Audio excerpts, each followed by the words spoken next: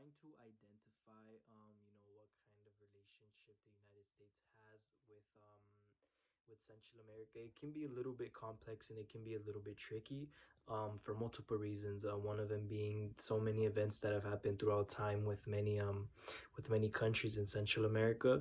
And It's just really complex because there's throughout the entire timeline there's many events that have led to current relationships and that had led to conflicts.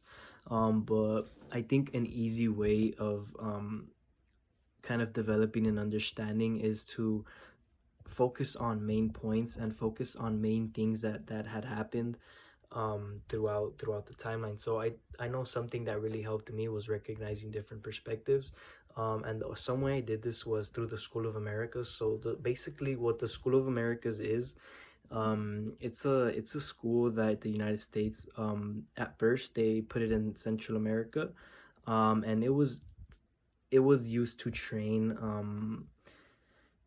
it was used to train Central American military, in order to have them fight guerrillas and fight the communism going on in Central America, right? I guess from the United States perspective, it was a good thing, but if you look at it through the Central American perspective, you can kind of see it as something that was negative because the Central Americans did, some of them use this, some famous Central Americans use this, the stuff that they learned from the School of Americas, and they used it to terrorize citizens of Central America. And this is where you can kind of see, like, from one perspective it's good or from one perspective it's bad. But through the School of America, a lot of tension was created, and another historical point in time that the the United States had bad blood with Central America, or kind of a surrounding country which led to conflict with Central America, is the Cold War. So basically, the Cold War, there's something called the nuclear missile crisis, where the Soviets planted nuclear missiles inside Cuba, and the United States did not like this, and it ended up having the United States invade Cuba when they were creating an airstrip. But this was a problem because, well, another event that happened due to the Cold War was, more political fighting was going on in Salvador. It was the Sandistas. Basically, they were fighting in Salvador for political power. And the Cold War basically, I guess, intensified the battles that were going on inside. And it kind of relates to Ronald Reagan's speech, where he says that there's a lot of political tension in Salvador. And basically he addresses in Ronald Reagan's speech, he addresses the fact that there's a lot of political tension, that there's a lot of corruption, and that they feel like they need to fix that they feel it's their duty to fix that, the United States.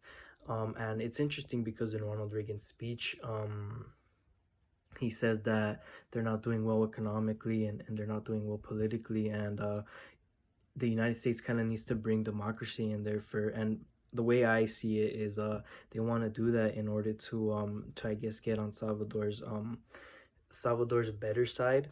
They want to, bring democracy and to have the people be able to vote for, actual political powers, political, figures. They want the people of Salvador to actually be able to vote for them instead of having, guerrillas terrorize them, and have unfair elections. But it was interesting how Ronald Reagan, how he delivered his speech, about that, and that's kind of an example of a good point where they're in, where the United States is kind of, in good terms with Central American countries. And this is actually the Ronald Reagan speech, kind of, it can be a, for me it can be a topic, or an idea that I can use in future speeches, because it was just so interesting how Ronald Reagan,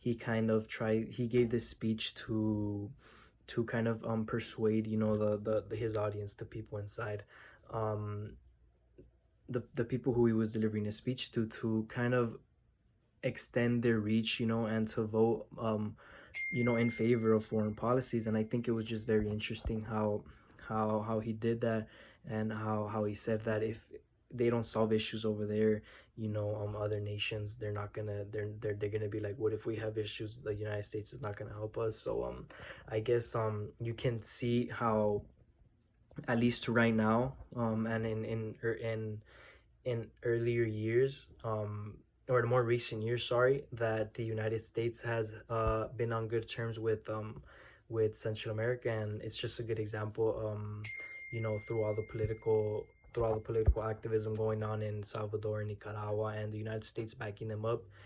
It's just a good example of how the United States is on good terms with Central America right now.